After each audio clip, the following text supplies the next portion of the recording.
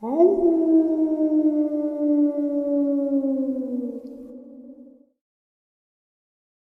and salutations, everyone. I do hope everyone is still doing well, and welcome to tonight's second bonus. Before we jump into it, a couple quick links. As many of you know, I rely on Patreon, PayPal, channel membership, and the merch to help the channel to continue to grow and go. Links to Patreon, PayPal, and channel membership is in the description below. Merch displayed directly under the video. Also, Dogman Frightening Encounters, Volume 1 through 3, the audiobook versions. They were written and researched by Tom Lyons, narrated and produced by me, Jeff Nadolny. Those audiobooks, well, they're available on Audible, Amazon, and iTunes, links to which are also in the description as well. And finally, last but definitely not least, if you'd really like to help support this channel to continue to grow and go, simply subscribe. It does not cost a cent. Click that like button. It takes half a second. If you don't want to miss out on any of the informative uploads that I put out daily, click that bell icon. And folks, please leave a comment and share the video. Why? Well, because all of these things, they really do help this channel to continue to grow and go. They definitely do matter, and they are appreciated. And with that, I have taken far too much of your time. Let's jump in to today's second bonus, shall we? G-Man, how are you? Good. How are you doing? I'm doing well. Thank you for taking some time out of your day to spend with us. I've talked to you for a couple hours, actually, before the interview. It's been good talking with you. So as you know, you've listened to my channel. So what I'm going to do is I'm going to turn the floor over to you so you can share the events that happened to you to us. So the floor is yours, my friend. All right.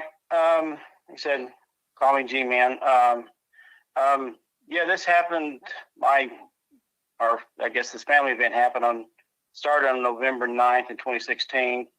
Like I said, I was sitting in my front meeting room and I was watching something on YouTube. And again, about 7:40 in the evening, and my wife takes our dogs out in the evening and, to take them out. And because again, we have to go out in the backyard. We have this, it's all fenced in. We have a pool, but due to from the garage driveway to the inside of the pool, the deck goes up. So we have this 8-inch space between the gate.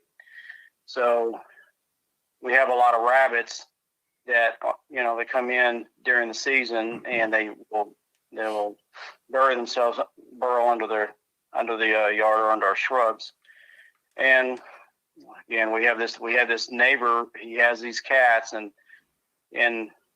they will come up. They know exactly where the rabbits are. They can find them when they come in there, and they'll sit there trying to hunt the rabbits. The only problem is when my dogs come out there, they will either chase the cats or chase the rabbits, and they chase the rabbits into the pool, or hopefully now and then just chase them outside the yard, and we have to stop them before they go try to get out from underneath the gate. Right. So that's why we have to go outside. I know that sounds weird. You have to go outside. Oh, you have a fenced-in yard, but yeah, that's why we have to go outside.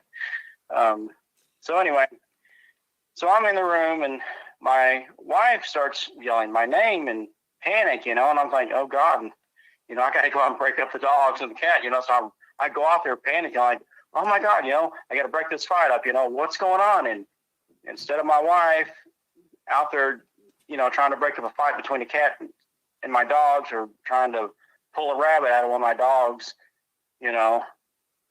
as a play toy, Mouse as a play toy, she's staring over onto the left side over at my neighbor's roof, or at least I think it's the roof. I look over there and I'm like, what are you looking at? And I'm like, I look at myself, I'm saying that, and then I look over there and I'm thinking, okay, I'm going to find some kind of, raccoon or something on the roof. Well, it's not a raccoon. I see this cylinder looking craft. I guess a UFO unidentified object, and it's just hovering about 20 or 30 feet above the house. And it's a 2-story house. And it's you know, it looks like it's on, it looks like it's on fire. I mean, literally, it looks like it's on fire. It's got 5 appendages sticking out of the rear. So I'm considering that the base. I don't know, but there's these 5 appendages or legs sticking out the rear. Now, when you sent me the encounter, you kind of you said kind of like tentacles, but were they kind of like their appendages? Yeah, like legs. Okay. I'm sorry. So they were kind of like landing legs. Yeah, like landing legs. Okay. Exactly. There are 5 of them. Okay. I'm so sorry. No, it's cool. I just didn't understand. I typed it up when I sent it. I typed it up right then and tried to send you my story. So all right. I meant to apologize if I messed up any. No, it was great. I mean, I didn't know if they were off to the side but they were landing legs. No, they were in the rear, which, like I said, I guess I'm considering that the base because there was 5 of them. Okay. Sticking out, and odd number, but there were 5. That's what I counted, at least. I mean, this thing was standing in, it was stationary, hovering. Anyway, it was well, I consider phasing because it was changing from a bright orange to a dark orange to a reddish to a bright orange. It was, it was like it looked like it was on fire. It was almost kind of blurry looking. So I'm like, this is like really cool looking thing, I'm looking at this UFO this close to me. And so I yell at my daughter from the inside the house to bring me out my video camera. Because she used to ask me where it is. I'm telling her, and so she's bringing that, and I'm telling her to hurry up. So she brings me out to my camcorder, which is, like I said, a Sony DVD camcorder. It's not one of the newer models, but so anyway, she brings me this out, and I'm turning it on, making sure there's a good disc, a disc inside of it, and I'm turning it on. And again, if anyone's ever on one of these things, they're just like, it's like Windows booting up on your computer. It takes forever. Yep. So I'm sitting here like, tapping my feet, waiting for this thing, my camcorder, to boot up. And I guess this object hears us or sees us. I'm not sure. All I know is it reacted to us. So it raises, goes up vertically slowly, about, I don't know, maybe 5-10 feet, and then starts going in an easterly direction for about, you have to understand, there's a 2-story house to my left, and our alley is right there, and there's a 90-degree curve to our alley right there at the one end of the alley, and it curves right, and there's a street. There's another 2-story house, and then there's a back street. So it goes in that direction and almost to the other street on the other side of the houses, and it stops, and then it changes direction and starts going into a southern direction, and it's going real slow. So I run in there real quick I'm still looking at my camera, and it's still booting up. So I run in to get my phone, and at the time I only had a Windows 10 phone. It didn't have the best camera, but it's the only thing I had. So I'm running, and I get it, and I'm trying. And of course, if you ever had a Windows phone, you're trying to find the pictures, and then, hit it with your finger and trying to get to the pictures. Anyway, it's about to the end of my alley, about maybe, I want to say maybe 30 yards, 35. And so I get a picture of it. And then by that time, my camera says ready. So I point my Sony video camera at it, and I take a small video, and then I said, hey, maybe I can see this better in night vision because there's no lights. Our neighborhood's fairly dark. Obviously it's above you. There, street lights. There's not a lot of street light pollution. So I turn it to night vision, and I get about maybe 3 seconds of video. Anyway, at that point in time, it switches direction again and starts to go back into an easterly direction. So my wife feels, well, it's gone. It's going away. There's nothing we're going to see. So she said, oh, that was really cool. So she goes back inside, and So my daughter and I are looking at each other, and I had to make the quick decision and say, we're going after this thing because I want to get a better picture of it. I mean, it was so close. I mean, it would have been the best video ever in the world, at least to me, because it was literally right over my driveway, the other house. So anyway, we chased this object, and remember, I live in Allen, so if anyone lives in Texas, you'll know where I'm talking about. So I go in the eastern direction. I go up Jupiter and take a left. And I go through, what is it, Plano, because the cities all border each other, Garland, Saxe, actually 4 towns, and then I end up in Wiley, going on Highway 78, almost going toward Lavon Lake, which is pretty much country area, and there's no city. And at that point in time, like I said, I'm going there, the legal streets and having to stop at the lights and stop signs and, breaking the law when I can. So, my little excessive speed, only, but I lose it. It's, it's still going in easterly direction. I finally lose it. So anyway, we get back home, and I just figure, well, that was really neat, and I'm going to have a really great story the next day to tell my, my family and friends. Absolutely. So, go ahead. No, I just said absolutely. Yeah, I just, like I said, I thought it was going to be a great story. So anyway, so we get home, and a few days go by, and come Saturday, well, when the malls open up around, I don't know, 10 a.m., I take my daughter shopping. It was always kind of a weekend thing for us. So I take her out shopping to go to the mall. We go out, and my wife is home. She stays home. Usually one of us stay home with the kids. I call them the kids, my furry kids. They're like family. So anyway, we get home around 1:30, and we go in, and my wife is laying in bed, and sick as a dog, to use a an antique phrase. And I'm asked, I said, what happened? I said, what's wrong? And, hey, and she proceeds to tell me that she was out with it, earlier. She was, about, I don't know, about 11, maybe 11:30. She went outside and took the dogs out.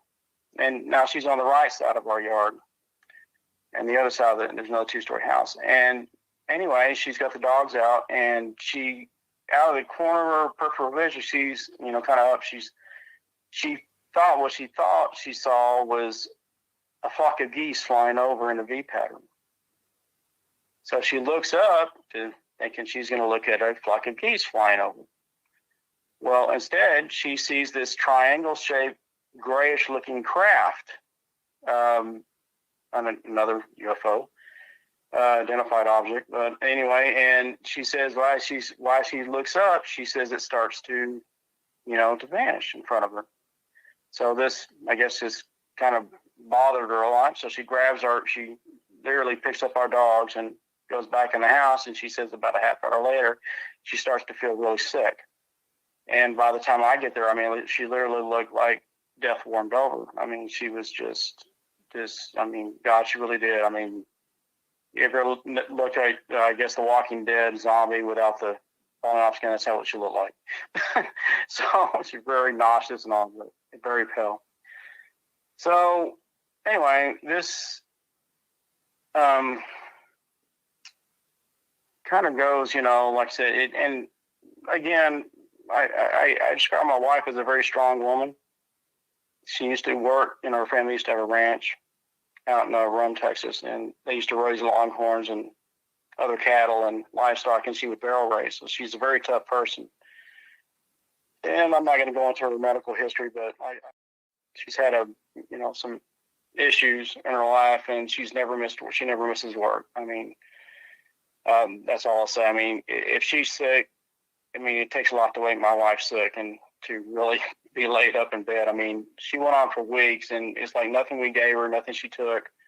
She went to the doctor, nothing helped. But eventually, in a few weeks, she started feeling, she started to finally start coming out of it again, start being herself again.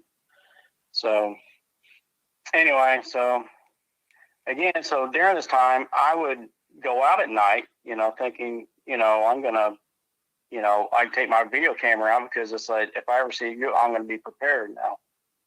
And since this happened to us twice, the first time I thought about it, now this has happened twice, so I'm going to, now I don't go outside in my backyard without taking a video camera. So I would go out there at different times of the night. And I went out one night, I think it was about, I don't know, about 9. I'm guessing here. I forgot the time. I just know it was dark. And it was like 27 degrees. This is, I think, during December at the time going on. It was really cold. And I just remember, because I checked temperature, was like 27 degrees. So I'm out on my patio, and I turn my video camera on because right directly behind my house, again, this is facing east. The rear of my house is facing east. And I look, and I'm seeing what it looks like a water tower. I mean, big old city water towers, kind of. And the only problem with this is one thing, it's higher than most of the houses, than all the houses. And two, I don't have a water tower behind my house. So that's a little strange. So I'm videotaping this, and we're going on, and I'm noticing, and then it tilts in a 40-degree angle. Again, I don't know of any water towers that hover in the air and tilt at a 40-degree angle. So anyway, about 40 minutes of this, I found I'm too cold to stay, and I just finally, I felt I got enough footage, and I just finally go. So after this, I called MUFON. I said, I have something I guess I can report to them. I think this is kind of neat. I guess UFO sighting, especially multiple ones, is not something most people have in such a short period of time or have at all. So I get on the site and I write a report. And a few days later, I get a phone call, and from a gentleman claiming, and I say that because as the story goes on, you find out, claiming to be a MUFON investigator. So he asked me a few questions. He asked me questions about, what I, besides the report, what I saw, got a description. And, I felt he was just, like I said, he was validating, what I was saying was true or not. So he decided, and I told him, I said, I have pictures and I have video. I said, he said, so we set up a time during the week, and he comes over and he interviews my daughter, my wife, and myself. And during this time, I'm showing him, I show him all my video and everything I have. So he finds the video, and of course, during this time, he says, you're not the only person that has called in and made a report to us and has seen UFOs in this area. And I said, really? And which to me, it kind of elated me a little bit, because it made me feel like, wow, I'm not a crazy person. I'm not the only one, my wife and my daughter aren't crazy, and we aren't the only ones that saw this. And so he said, of course, like I said, he claimed, said, yeah, they have several other reports. So anyway, he asked me all of a sudden, said, hey, can I have your pictures in your video? At the time, I had not made any copies. I said, no, but I'd be more than happy if you give me your information. I'll send you copies. And he seemed a little drawn back by that, a little kind of like, no, that's not going to be good enough. I mean, that's the impression. It was like he wasn't happy about it at all. He was like, he actually insisted. I didn't say this before, but he actually insisted. He said, really, I can give you back this when we're done with it. And I said, no, I'd rather just make copies. I said, because just in case something happens and I don't get it back, I won't. I don't have any proof saying, this really happened. So anyway, so he agrees to, for me to send him copies. And he also, then he says before leaving, he said, well, just call me if you have any other sightings, or you forgot, you need to, fill any gaps or anything, to call me and let me know so I can fill out my report. I said, okay. So anyway,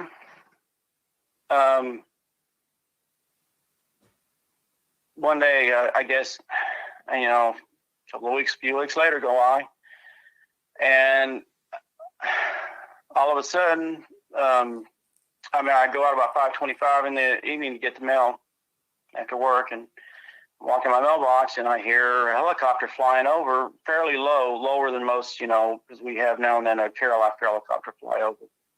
But this one's not flying in the regular pattern, and I look up, and it's not a care flight; it's a Black Hawk helicopter. So, and I was like, that's really odd, and it's flying directly toward me. It's coming from a westerly north, south, well, diagonal directly toward my house, from the north to south direction, kind of parallel to my house. Anyway, it's about 75 feet up in there and stops and hovers right in front of me. And again, I live in a very big, in a fairly big neighborhood. It's not a small neighborhood by any means, and I live in a Allen, it's a big city. It's not like I'm in the country here. Right. So this helicopter's hovering above me, and I'm staring at it and looking at the pilot. And as you can see him at 75 feet, it's not too hard to see him. And he stared at me, and this goes on for about, he's at me, like I said, I could swear he waved at me, and then flies off. I'm like, wow, that was really different. So I go inside, I tell my wife, and she, I said, and she said, yeah, I heard that helicopter out there. She goes, that was, and I said, yeah. I said, he stopped, and it was and I told her, I described exactly what helicopter it was. And she said, that's really odd. And I said, yeah, it really was odd. I said, that's really kind of creepy, actually. Why is he stopping in front of my, front of me and hovering in front of me? So anyway, again, I call what I thought was a MUFON investigator. I leave him a message. Of course, again, I get no phone call. Then, during, all of a sudden, around 2:30 at 3 a.m., I start getting flyovers every night by a military helicopter. I mean, you can tell civilians and the military. It freaking sounds exactly just, it's the same thing as the Black Hawk. Flying over low, I mean, literally low, over my house every night. And I'm like, we can't sleep. And it's like they almost know we're about to fall asleep. They fly over, literally. And I'm like, this goes on for like 6 months. And, we're losing sleep over this. We're getting frustrated over this. We have no one to, call. It's not like we can call our police and say, hey, can you please, I want to file a complaint on this military helicopter. Can you please ask them, to stop flying over my house at 2:33 a.m. in the morning? Right. So anyway, during this time, I'm starting to stay up later and later because I know as soon as I fall asleep, here comes this helicopter is going to fly over my house again. So I want to catch these freaking bozos in the freaking act. I'm frustrated. It's like, again, I don't know what I can do, but I just want to catch them, I want to, I guess, maybe take a picture and prove that I'm not, that we're not crazy.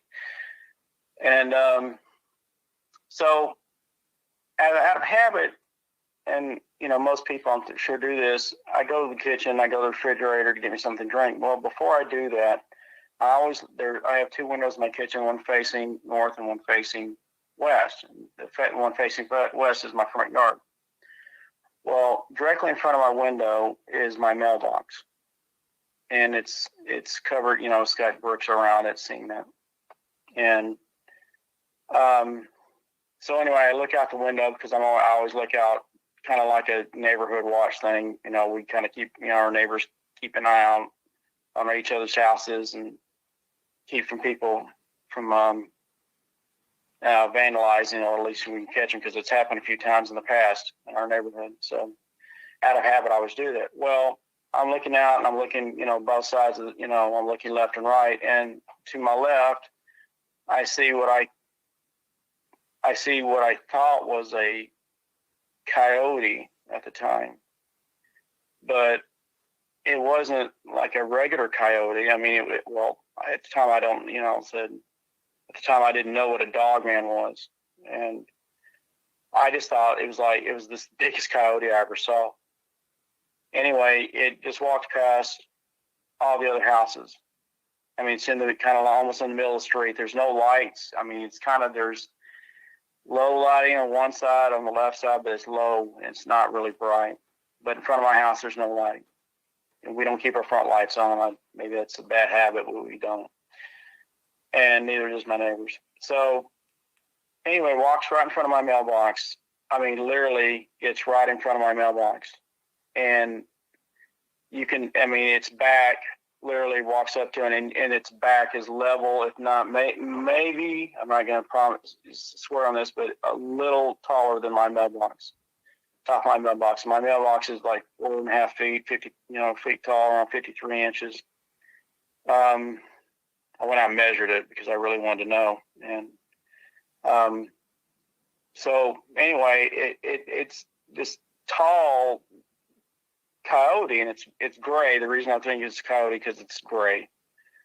And I didn't know at this point if it's a coyote. Is it a wolf? Because I don't know of any wolves in Texas, but I've never seen one. But it's the biggest coyote or wolf I've ever seen. And then I'm thinking maybe it's interbred, with a wolf, and maybe that's why it's so big. But it's gray. It's got really coarse fur. I mean, it's obvious even in the lighting.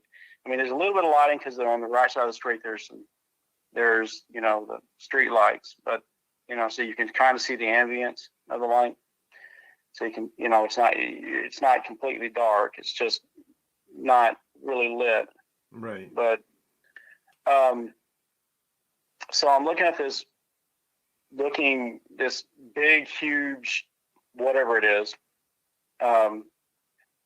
and it's stopped. It turns to the window and it looks up and it stares at me. And I said in my previous story, in my notes, I said, I don't know if it was looking at me at first. It was just looking at my house, or it was looking for an animal. But I feel it saw me because it stopped. I mean, and it stared at me for like 15 to 20 seconds. I mean, literally we had a stare down. I'm looking at this thing and it's looking at me. And so I know it saw me. I mean, I got the blinds open, so it was pretty obvious it could see me. And it had these goldish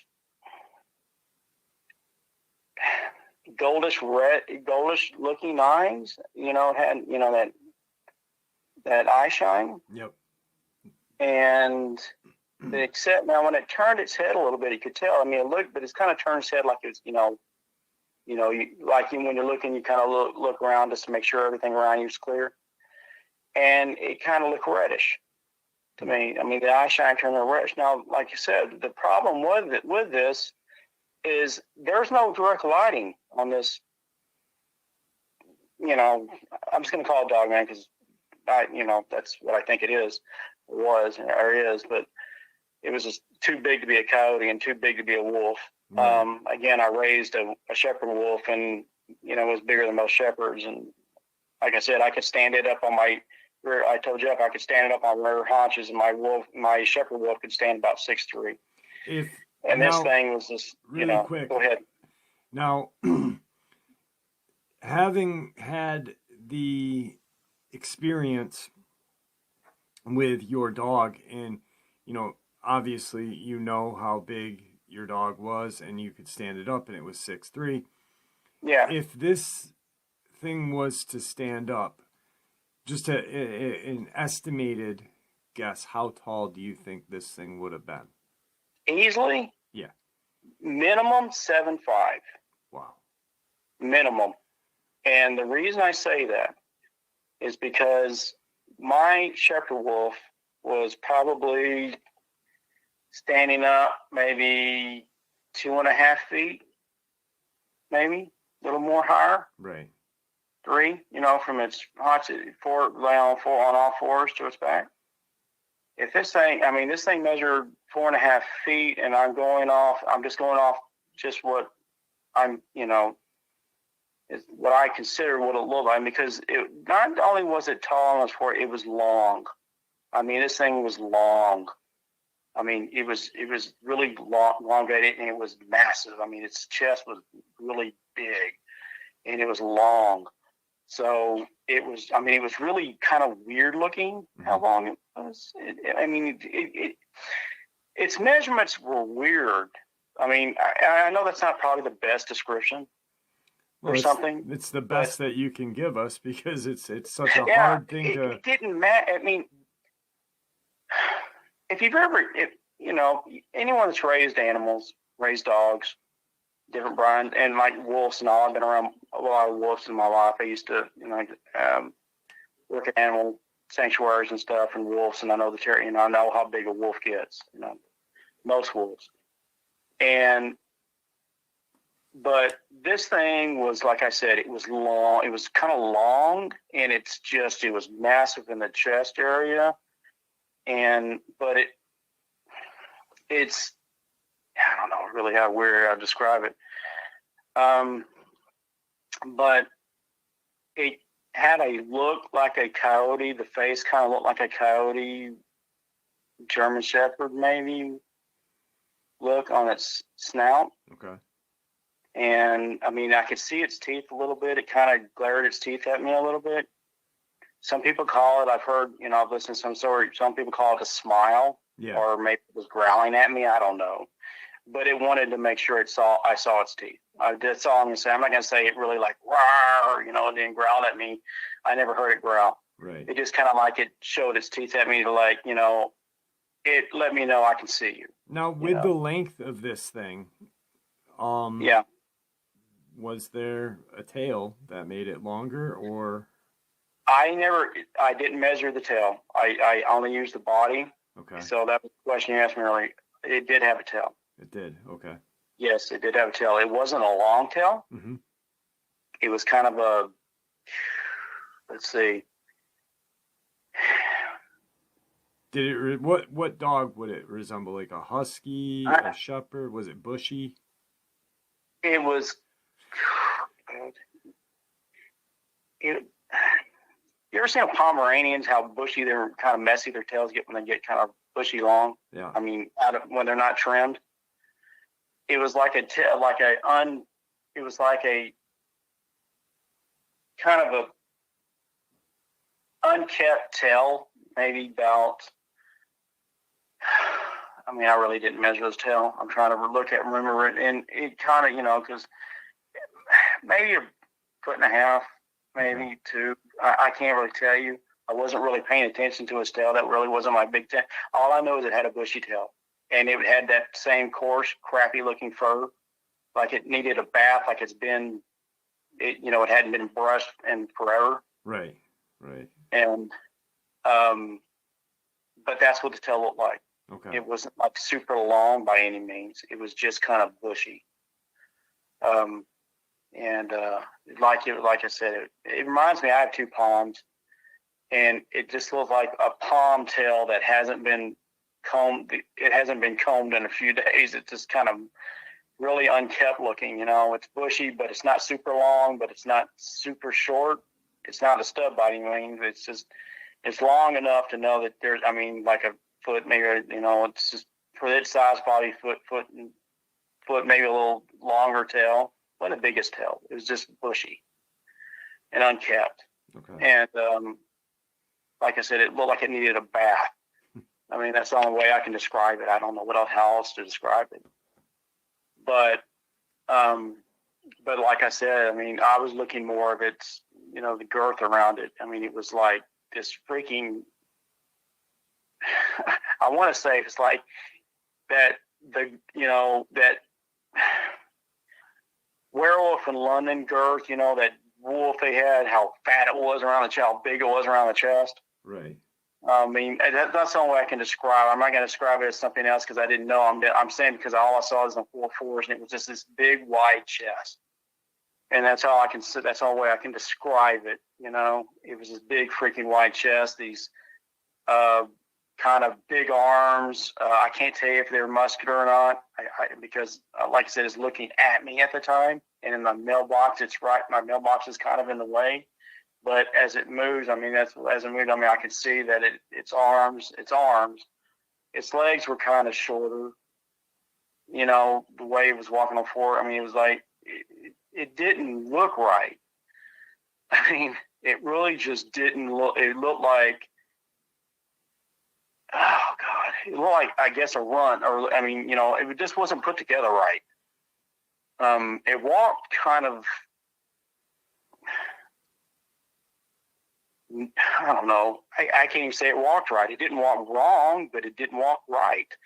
It just kind of like it had a glitch in it or something. I mean, that's kind of, it's weird. It just walked kind of unnatural, like, kind of like an alpha, like, hey, I'm the big guy on the block, I'm puffing my chest out and I'm the big guy, kind of a little bit of a kind of teeny bit of a swagger, but but it wasn't a swagger. It was more like it was trying to walk smoothly, and it was doing the best it can to walk very smooth, but having a little bit of a trouble. Anyway, so after it stared at me, and and I obviously wanted to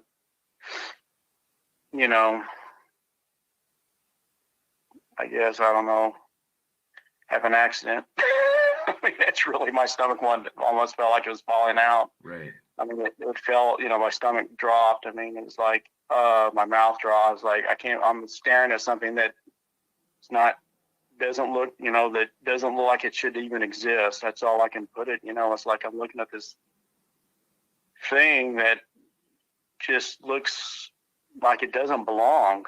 Right. And I don't know our standards of normality, but to me, I've never seen an animal like it. That's all I can say. Yeah, I don't think there is a standard of normality with these things. Just like you and I were talking, I can't, and I've tried to, talk to a couple of other people and tried to explain exactly how what I saw moved, and it's a very hard thing to explain because there isn't a word that we have to explain. Yeah, exactly. I can't explain to you how it walked. It walked odd. I mean, it walked like it was trying to make an effort to walk smoothly. Yeah. But it was having trouble walking smoothly. And I guess this is, like I said, after it stopped looking at me, and after it gave me that look, and it just, and I'm sitting there trying to, of course, you analyze this stuff after you've gone through it, and you can think, but, it just turned to me like, you're not worth my time anymore. I'm just going to walk off. And it walked to the end of the street, turned right, and that was, and walked down the street, and that was the last I saw of it. But what got me about the whole thing, besides how creepy, scary it looked, I mean, I'm going to say that, and I've been around animals my life, and I'm not scared of any animals, but that thing scared the jeeves out of me. I mean, to this day, I won't go outside at night, check my mail, or go work in my garage with a door open without carrying, at my side, and I know I maybe shouldn't be saying this, but I walk out to carry mail. I carry my 9mm with me, or if I'm in the garage, I have a assortment of, pointy weapons, or my 9mm with me. So, and nothing leaves my side too close, because and this is years later. So, that's how nervous this thing had made me. I mean, I will walk. The first thing I do when I walk outside, I look around. I get to the front, right where my roof. I look on my roof. I run to my mailbox. I get my mail, and I run back. And if that makes me some kind of a chicken, then it makes me a chicken. But I personally don't ever want to run into this thing in person. I don't know how else to, but that's how it made me feel. It just put that fear of God in you, I guess, or fear of the devil, or whatever you want to say. But like I said, I look back on analyzing it, I just could understand the eye shine. That's what got me the most about it. I mean, well, everything got me about it, but looking at his eyes, it was just like, it just like it had a natural light, system built into it. I was like, where did the eye shine come from? So anyway, I mean, that's about all I can say about that. But Right. again, going past this, I mean, does it have anything to do with my ongoing events? I don't know. I just don't. I just thought it was weird because at the time I'd never even heard of a Dogman. I never heard, like I said, all I ever heard of was Sasquatch or Right. Bigfoot, or whatever you want to call it, the Patterson film. That was my knowledge of what a cryptid was. So anyway, a few more, this said the flyovers continue. And right around, I guess, 6 months, I'm estimating here, maybe a little short, a little longer. One night, about in the evening, well, it's still daylight. I'm going to make sure that's clear. It was still daylight. Okay. My daughter and I are going to go do our normal walk around the neighborhood. And so we're out in the front yard. I'm, of course, checking the mail. I've had it, but we look up. I mean, it's just around evening, and we look up, and I'm hearing military aircraft. Like I said, I've been around them all my life. I know the sound of a military aircraft compared to a civilian one. I look up to the north of me above the houses, and there are 13 military transports flying over west, which, really close together, really good close formation. So the first one, I think, turns north. The second one goes, I think goes straight. The other one goes south, and I guess the pattern repeats itself until the end one. So, excuse me if I got the direction wrong. I'll just remember each one went a different direction until the last one. So after that, I got no more flyovers. Nothing, again, thinking, wow, that was nice. All this is over, right? Well, that's what I thought. I said, everything's returning to normal. Well, about a little bit after that, I get a phone call from MUFON. And this guy is saying, hey,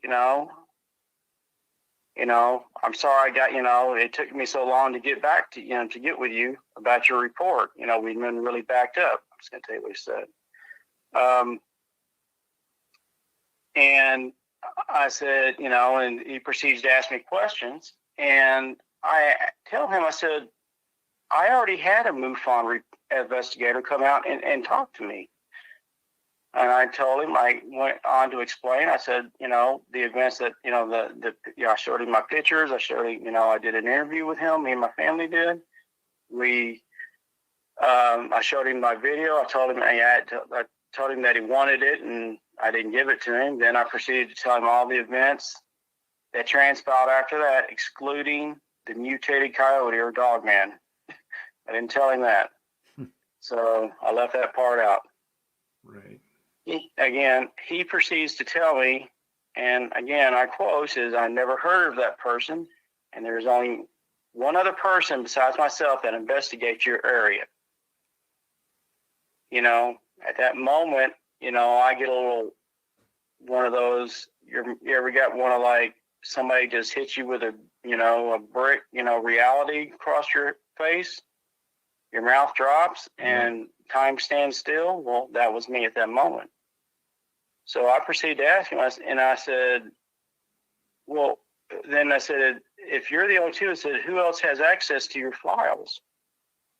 And he tells me no one else should have access to our files.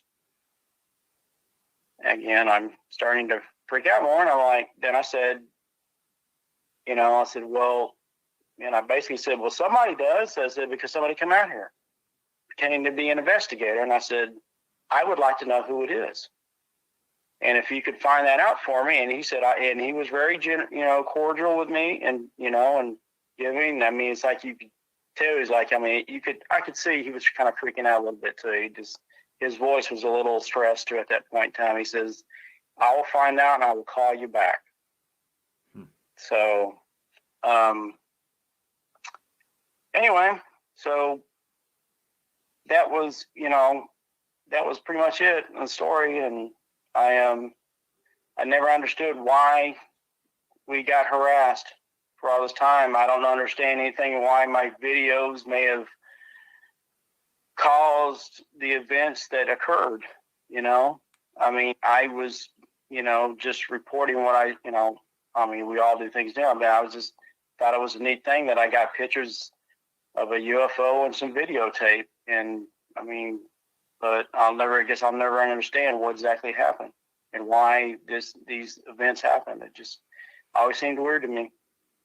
And again, like I told Jeff, I said there's a few other events, details I left out of the story, and for obvious reasons my wife didn't want to bring up, but they do pertain to the story. But it's just I don't really feel comfortable talking about them publicly. Right. So, but anyway, that was pretty much it. So, that was my story. That's, I mean, when Go you ahead, and I Jeff. spoke for a couple hours prior to the interview, and when I narrated it, like I said, I skimmed through it.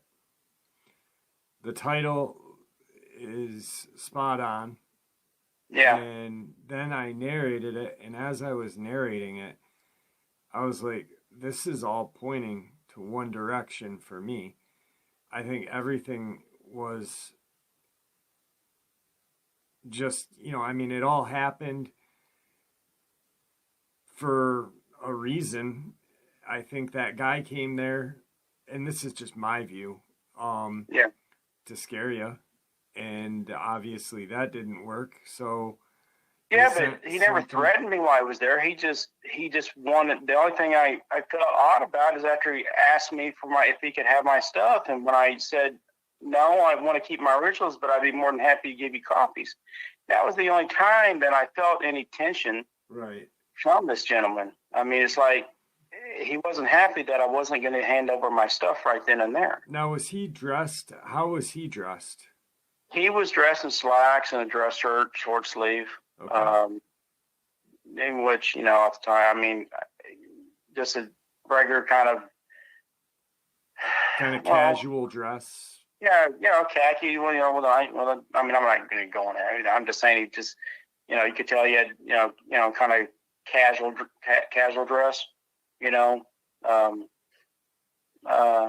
just slacks and a kind of a dress shirt, short sleeve dress shirt.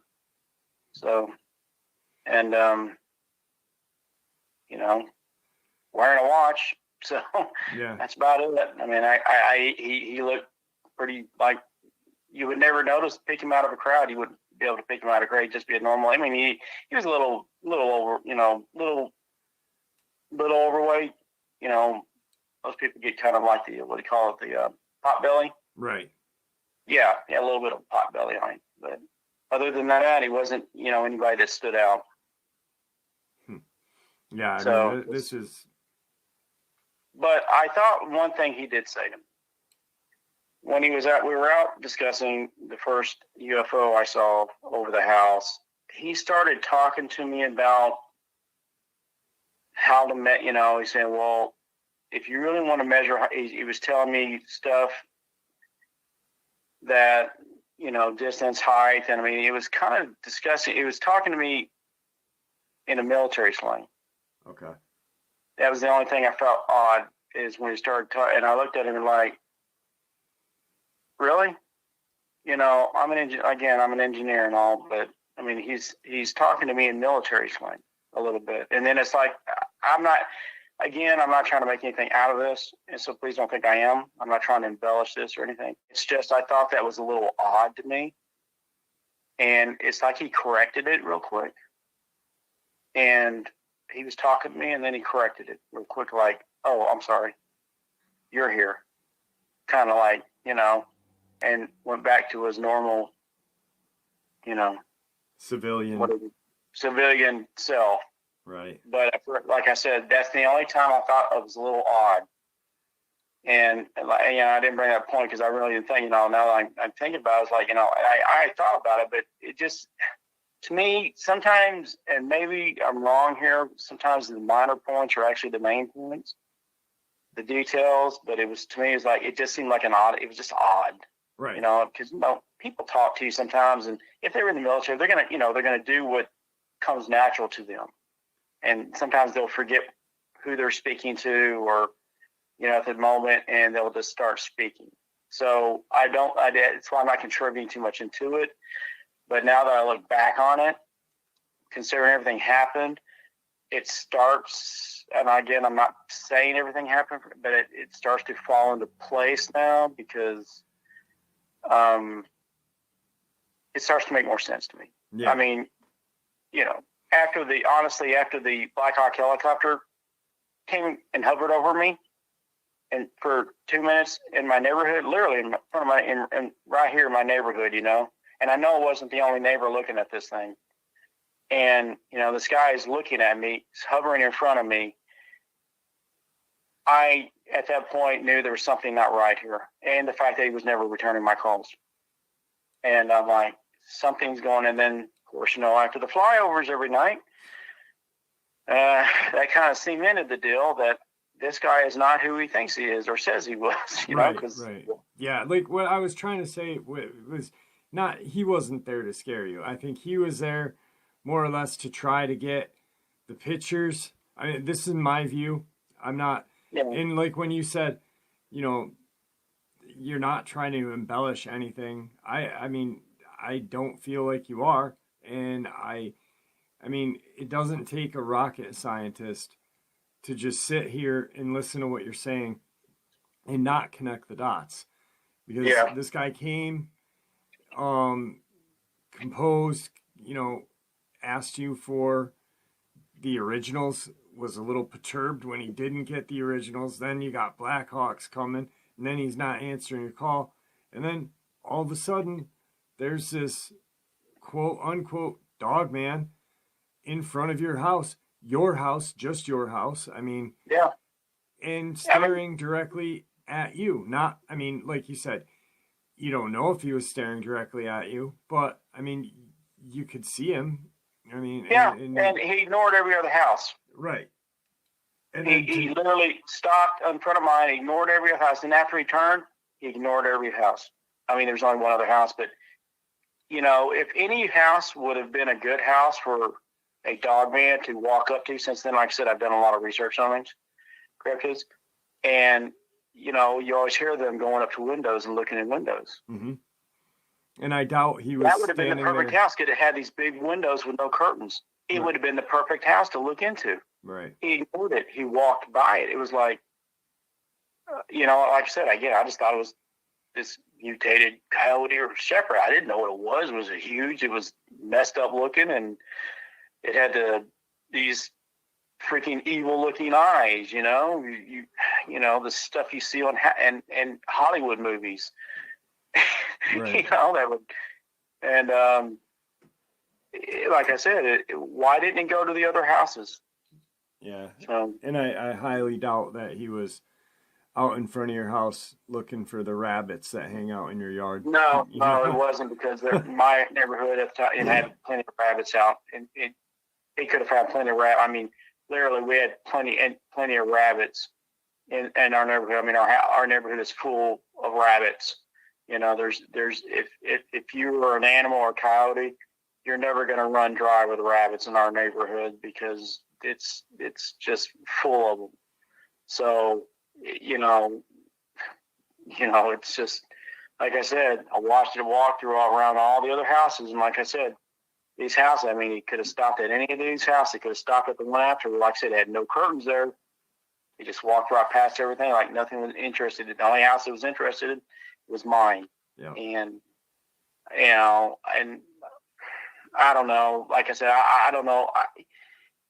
I guess now looking back at it, I guess you can put, A plus B plus C, equals D, and put it all together. But at the time, I was just like, this just didn't make any sense to me. I mean, again, I wasn't trying to be, look at any, I was just living my life and trying to understand, why I'm being harassed every night by a military helicopter. My family is, we're not getting any sleep. We're being harassed. And it's like, I'm telling you, Jeff, it's like they always knew we're about to go to sleep before they fly over. I mean, it was almost I could say, and I will say this not all the time that they fly over to. I mean, it was majority of the time, but most of, it's like when we just go to bed, they would fly over. Yeah, and like you said, there's no military bases in the There's in the none. vicinity. Like I said, the only military base I knew of at the time was in Grand Prairie, Texas, and it shut down. It was a naval base, and it shut down years ago. So, and I even asked this guy. They exposed the MUFON investigator, and he said there are no military bases in around my area, because that was the one question. Somehow we got into talking about all this, and he said there are no military bases around here. Because you hear UFO sometimes going around military bases. It seems to be a thing about them. Right. Military base, you got a UFO or water. You got a UFO. I mean, we don't have any water around except Levon, and that was way that was north east of me, so that I could understood why these things were one thing over my neighborhood. Literally, I mean, over my neighborhood, over these houses. I never understood that. I'll never understand that. I mean, it's like, if I didn't know better, it was like, what do you call it, doing research? Yeah. That's the only thing that came over to me. Came to me is these things are doing research on people.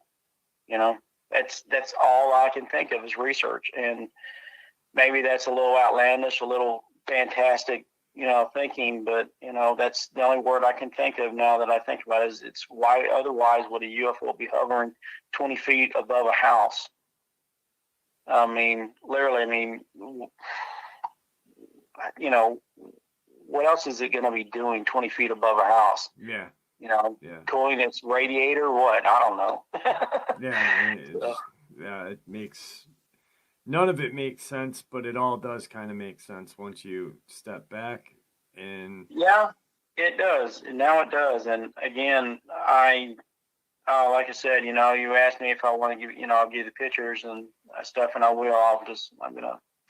I'm happy to share all that. I have no problem with it. I really do. I mean, it's just, when I reached out to you in the comment section, I never ever expected this bizarre of an experience. I mean, I was just, honestly, I wasn't asking. I really didn't comment to get a result. I know. I was just commenting, replying to another person commenting. Yeah, it's like, I mean, I was just saying, hey, this is my experience. I wasn't looking, because we never bothered to talk to anybody about it. I mentioned it at the time to my brother, and my brother at the time thought it was kind of neat. And but the rest of my family, of course, when you tell other people this, they look at you, or your friends look at you like, sure, that happened, sure. Yeah. Like you got 6 and, heads. Nobody believes you. What did the MUFON guy make of the whole guy, the other guy coming up? What was his kind of? Did he? He was kind of, like I said, he was kind of freaked out. I mean, you could tell there's some tension, and he has some tension in his voice. I mean, he was like, when I said, he said, I have never heard. I mean, he was emphasized. He goes, I have literally. I'm going to tell you how he said, I have never heard of this person. And he said, I and one other person, and investigate your area. He goes, I've never heard of this person before in my life. He said, but I will check into this and let you know. Yeah, so that's, which he never found out. So right. I mean, he never found out who that person was. So again, that left me with the question, with the one word questions like, why, what did I do to get this type, this type of attention? I mean, what did my family do? All I did is freaking we walked out, my wife walked out to walk, take the dogs out. We witnessed something, and then again, she takes the dogs out, she sees it while I'm gone. Then I see the third one, it's like, okay, maybe I wasn't supposed to see something, but if you don't want someone to see something, then why have it in an area so they can't see in a city, where people can witness this stuff, Yeah. I mean, what's your point? I mean, what did I videotape? I haven't looked at my videos in a long time. I don't know that maybe I missed something because, maybe I did. Maybe there's something there I missed that they want to see if I caught. I don't know. Again, this is speculation on my part. I can't say, either or. I don't know. I'm just speculating. Again, I guess before I sit, I give you the stuff, I'm going to look over it one more time and see maybe there's something I missed. Maybe there was something they were trying to hide that they were afraid I might have. Because like I said, the first guy who I thought was an investigator, he looked at it. That's why he wanted this. He said, can I take this stuff? And, like I said, he wasn't happy when I said no. So he saw something. First he tried to sit there, especially the one with the water tower. He said, oh, that's just a water tower. I said, just keep watching. And then the water tower tilts at 40 degrees, and then an airplane flies, even with it. Oh, he goes, that's not a water tower. I was like, no. And then I think you'll see something flying around from the back of it, coming around from the back of it. So you'll notice that in the video. So that's when he admitted that's not a water tower. And plus, I told him, I said, you can drive back there. So there's I have no water tower back that way. There's no water tower facing behind my house. So. Yeah, I mean, and like you said, okay. If you want to say something's weird, that was weird. Yeah, yeah. And not only like when me and you were talking, not only was it at an angle, but there was also an airplane flying. Yeah, and believe it or not, he was trying to convince me. He thought I tilted my camera. And like, even if I tilted my camera, it's not going to tilt. The image is still going to be there. Right. Absolutely. So, but when the airplane flew, even with it, that's when he said, that's not a water tower. He agreed with me. I mean, I guess he had no other recourse. So maybe that's why he wanted it. I mean, I guess that was something to catch, but, I didn't think anything. I mean, yeah, did I think something of it? Yes, I did. But did I think it was that big of a deal? No. But again, I'm not, like I said, I told you before, it's not the first UFO I've seen. Certainly not the most dramatic one I've seen. To me, it was not that big of a deal. To me, it wasn't. I mean, I'm not dumb to the technology, being an engineer. I can tell you from being an engineer, mechanical engineer, that the most of the stuff that you see that's coming out now has been out for at least 20 to 50 years. You're just seeing the basic byproduct of what is coming out. You're not seeing the good the real product. That's all I'm going to say about as far as being an engineer. I'm not bragging or trying to say anything to you. I'm just telling you as far as an engineer and the other engineers I know, what you see now coming out and for the public consumption is really the basic stuff. So, and, it's just that technology is so advanced that people don't even realize what they think when they say, oh, no, that's really cool. And I'm like, that's really nothing. But, I guess to some people that's, a pretty cool thing. So, anyway, that's, that was my experience. And it was one I don't really hope my family ever has to repeat. And of all that, believe it or not, the Dogman was, even though I was in the house, is the one I really don't want to repeat. I really don't. I mean, yeah, I have an interest in them now. Do I want to see one? Not in person, but I mean, not outside. I mean, I don't mind, if I was in an enclosure and I could see one, but it's still disturbing to see one. Because, I mean, to this day, like I said, I won't walk outside my house without carrying a firearm or, something else with me, to protect me. Not that I could, after knowing now, if I knew then what I know now, not that it would protect me. At least from what I hear, my 9mm would be like a BB gun to it. So, but I don't know. Yeah, that was like I said, that was the most memorable part of the whole experience and the most disturbing part of the whole experience to me. I mean, if anyone's ever seen one of those things look into your eye, I mean, there's nothing more disturbing. Yeah. I mean, it's the whole thing's disturbing. It's I mean, I used to have to sit there. If anyone that has ever raised wolves or been around even shepherd wolves, you have to play the intimidation display. Mm-hmm. You got to hold them down. Prove who's alpha. And when that goes with wolves and stuff, you're around them. You cannot ever really relax. You always have to constantly make sure they know you're the alpha. And, but I'll be honest with you. I mean, I don't know anybody could be an alpha to one of those things. I mean, it's just, it was just it was disturbing. It was just, like I said, I mean, maybe I'm making a bigger deal out of it than I should, but when it's one of those things, I was behind a window and I'm like, if that thing wanted to come through that window, my window wouldn't have stopped it. I would have been dead meat, and that would have been the last thing anybody saw me. So, it's really weird. I mean, like I said, maybe it was right. Maybe you're right. Maybe it was used as an intimidation tool. Yeah. I mean, that's the only thing that I can come up with. And that was just from reading it, not even being there and experiencing it.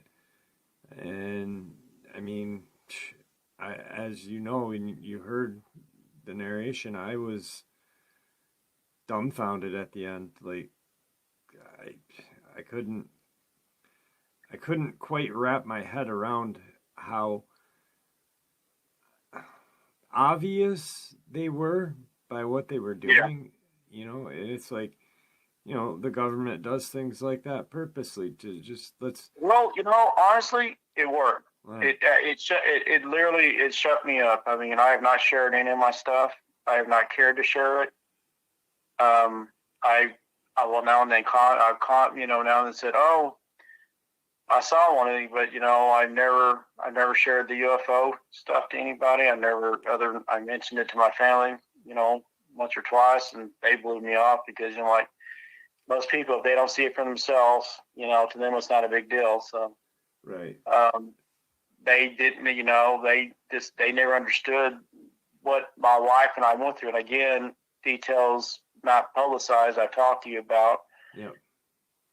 I mean, I really want to say it, but for my wife's, sake, I'm not going to say it, Yeah, absolutely. I mean, it's the key thing on this channel is trust and, anonymity. So whatever you want to keep most people, to yourself, it's you. Yeah, you can kind of maybe get where I'm going, but it's just that, okay. Yeah, that was, those details too. Like I said, it would probably draw the story and really seem in it.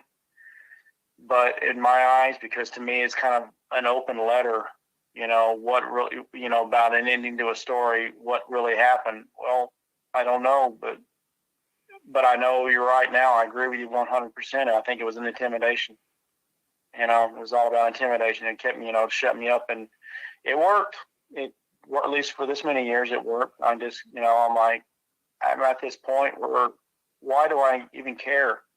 It's like, to me, it's like there's way more, to me, interesting stories, people's, events that happened in their life than what happened to me. I'm not saying, I'm not, blowing my story, because by all means, it was very serious. And, the event, like I said, something I thought was just innocent turned into something, to a 6 or 7 month long, actually longer than that, again. harassment and of my family and our well-being. And like I said, I can't ever, to this day, I can't walk outside without looking over my shoulder up on my roof and, you know, worrying. I mean, honest to God, I mean, I do not walk outside without this sinking feeling in my stomach. And, you know, I feel sorry for anybody that's seen one of these things and, you know, right in front of them in person. I mean, without something separating them. Even then, you know, because if that's what it did to me and I'm behind the kitchen window and it's outside near my mailbox and it's staring at me, God, you know, I can only imagine the feelings somebody else experienced in person, you know, right then, you know, facing one of these things. I mean, you know, some people don't understand that you will, if you ever experience it, then you'll understand. Yeah. You know, yeah. And, you know, I mean, like I said, that's all I can say about it. I hope it's over. Like I said, I'll share all the stuff. It's up to you if you want to share my pictures and video. It's kind of a boring, to me, it's kind of a boring video until the ending. And, you know, when I'm doing that water tower, because you watch this whole video and nothing really happens really until the end. Then you kind of start seeing things happening. To me, it's kind of a boring video. And that's how I treat it. Is like, well, that was interesting. You know, it's tilting at a 40-degree angle. You know, here comes this plane flying even. I mean, that was really kind of, you know, that was interesting to me, but it wasn't like, oh, wow, you know. But I mean, I don't know why it wasn't to me, I guess, but it should be. I guess that would be, but to me, it was just not. I guess I just put it filed in the back of my mind, you know, like maybe I don't want it to disturb me like it should be disturbing me, you know, especially having these things inside around my neighborhood this close, you know, this kind of close proximity, because really it opens the question is what's really going on, you know, and I would like the answer. I mean, what's really going on? What do they really want? What are they, you know, why are they doing? And I'm sure I'm not the only neighborhood, you know, these craft were flying over, you know, so that would make no sense. But anyway, I hope, you know, I kind of enjoyed the experience I had. Well, I appreciate you coming on and sharing it. Yeah, I mean, it's truly, and the interesting thing about all of this and other encounters as well is that now once you got a visual of these things, you're not kind of obsessed with, you know, like finding out what the heck I saw. No, I'm not. Actually, quite the opposite. I really, honestly, I know you would think you would. Now, the Dogman, yeah, I did say I am kind of interested in him because I that's want to what know. I meant with the Dogman. You're kind of obsessed. Yeah, 'cause that I do want to know. You're working on your truck for that and this. Yeah, and that. I'm designing. You know, I guess we can talk about this. I'm designing my Jeep to actually go out and research Dogman. So I'm actually designing that specifically for that purpose. So, you know, I mean, I guess we can share that, but I am curious I do want to know about those. I mean, I really do want to know more about these things because obviously, you know, even just from listening to you, and I've listened to, you know, other podcasts and I've heard, you know, there's been a lot of activity in Texas, on the border, Oklahoma, obviously Mississippi and all that surrounding me, you know, but they're becoming more and more frequent in Texas and central Texas, not just down South Texas or East Texas, but central in my area in Denton, you know. Actually, I didn't tell you this earlier, but my wife, one of her coworkers, this is going near Denton, between Denton, up toward McKinney and going toward Denton in between. There's a lot of farmland. And he says one day he saw a big black, what he thought was a wolf, said it was a wolf or a coyote. And he said he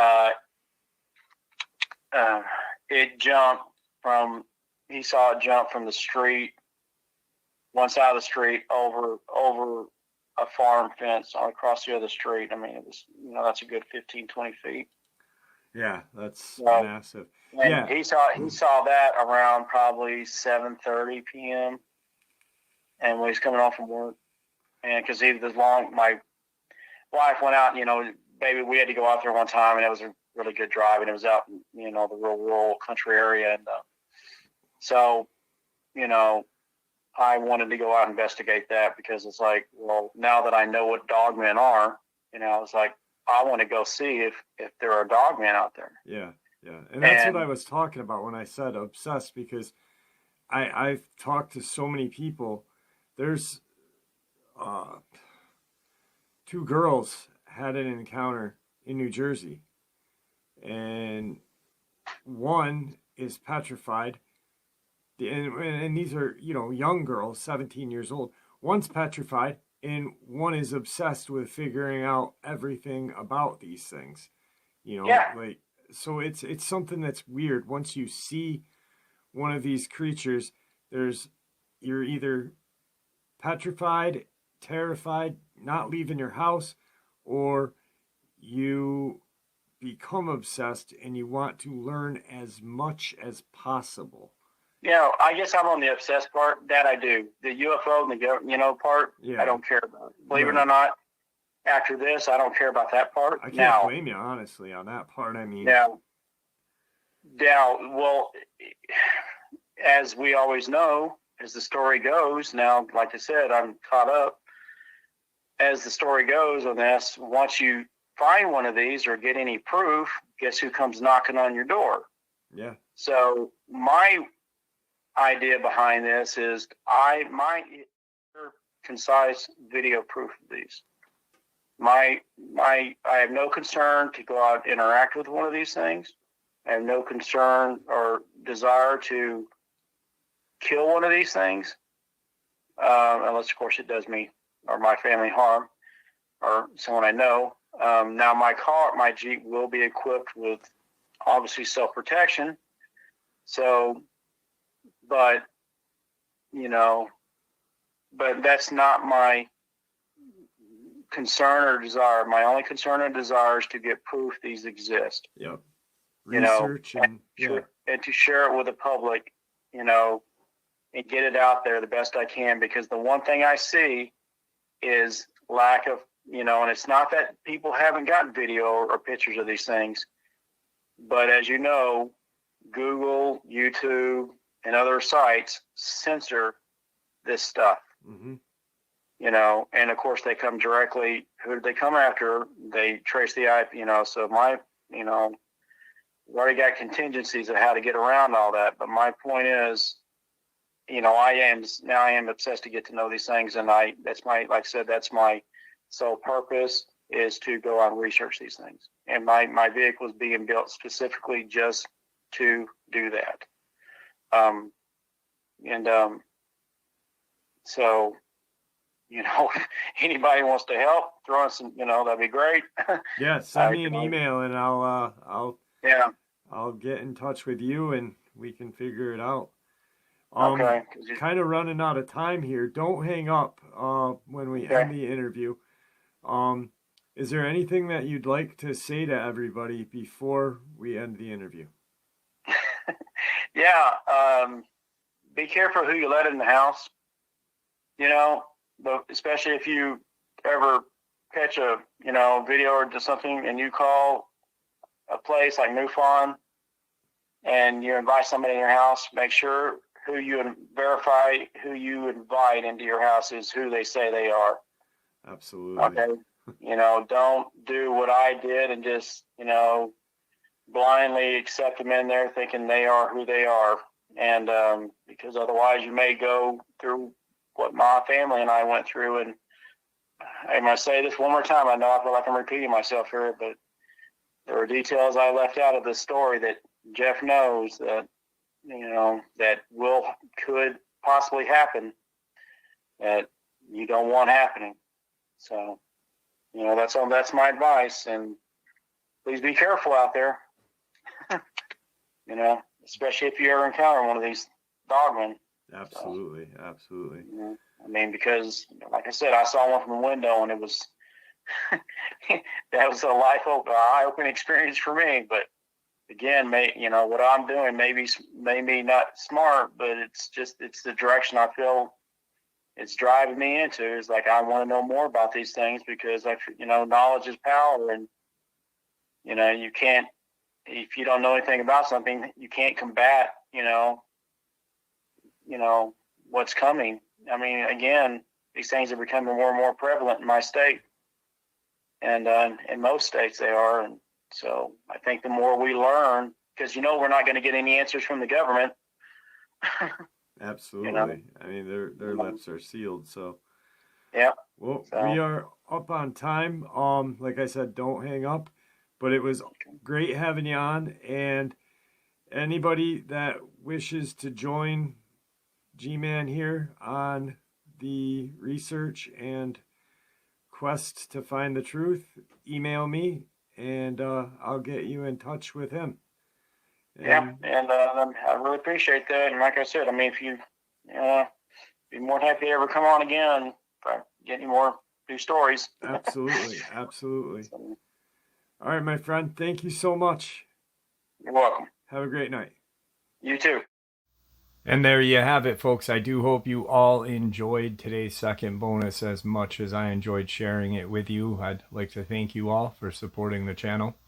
It is your support, after all, that helps the channel to continue to grow and go, and what gives us all a place and a chance to share our experiences and theories judgment-free. Everyone is simply treated with the respect that we deserve. Stay safe, happy, healthy, and ever vigilant, keeping an eye on our children, pets, family, and friends. These creatures are real. These events have happened. Share this information with those you love and care about, and it may just help save their lives someday. Until next time, never stop asking questions, never stop searching for the truth, and God bless you all.